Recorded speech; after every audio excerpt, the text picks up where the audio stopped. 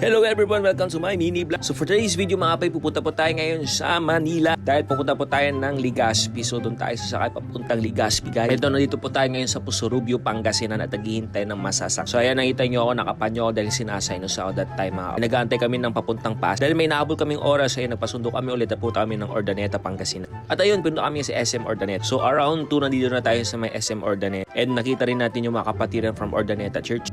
Ayan, so andito si Patrick, ayan si Realin and other churches. Diba, napaka-small world. So ayan, 2 PM tayo nakadating sa Urdaneta. And around 4 tayo nakasakay sa bus. And ayan, akala namin Legazpi na guys. Pero nandito na tayo sa Pampanga. Ayan. And na-shock din ako na na-meet ko yung ninang ko. And around 8 PM, ayan, nagutong kami, nag-stop bus and bumili kami ng pagkain. Kumakain kami dyan ni Brother Pat. And ayun, hindi namin naabutan yung 9 PM na call time sa bus. Nahuli kami guys. So ayan, naghanap kami ng mga kainan and pumunta kami sa Jollibee. So ayan, naantala yung biyahe natin papuntang Legazpi. And may kinakausap na akong kamag-anak dyan. And so while we are waiting dun sa aming kamag-anak, kumakain kami ngayon sa Jollibee. Ayan, dito na tayo sa Pasay. So pagkatapos kumain, nandito na kami sa Binondo. At dito kami nagstay ng 1 night. And then kaumagahan, pumunta na kami ulit sa my terminal. So ito yung pwesto ni Uncle Raul. Thank you po sa pag-stay sa amin. Ayan, so ito nagre-repair po sila ng mga sasakyan. So highly recommended ko sa mga kapatiran na pupunta dyan at mga nasisiraan. Yan, punta po kayo sa tito ko. And also, tito din, first time ko doon nakita tong bridge na yun.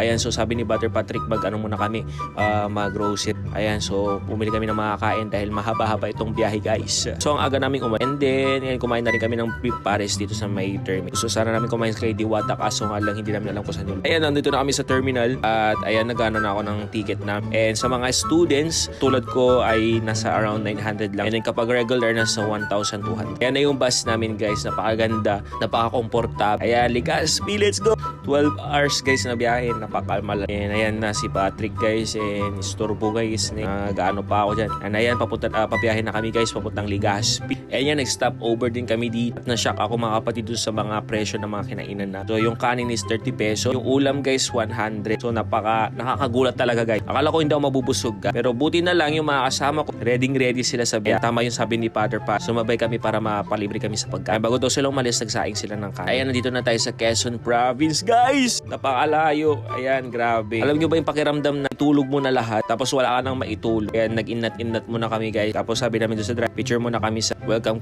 Quezon Province. And ayan, sayang-saya ako guys dahil nandito na kami naka-inat-inat. Ayan, tuloy na naman ang biyahe. Gabi na to guys. So 6 PM IT. Dahil 9 AM kami nakaalis doon. Nag-stop over kami ulit. At ayan, kumain kami ulit na mami. Ayan, napakamahal din ng mga pagkain dito. Kaya napamami na lang. I think nasa 30 pesos. And then finally, nandito na rin kami sa Legazpi guys. Around 11 na kami nakarating ng gabi. Ito naman mga 9, doon na kami sa Legazpi. Pero ayun nga, yung mahaba pa rin ang biyahe. So yun lang guys, see you sa next vlog. Bye!